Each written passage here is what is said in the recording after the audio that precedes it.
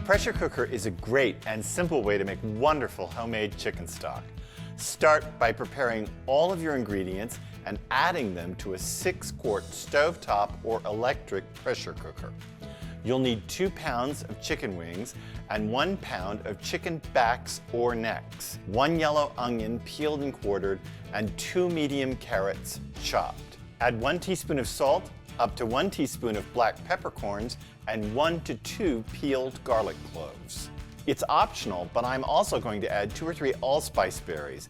Those give the stock a very traditional flavor. Fill the pot with water until it reaches the max fill line and stir well. Lock on the lid and bring the pot to high pressure.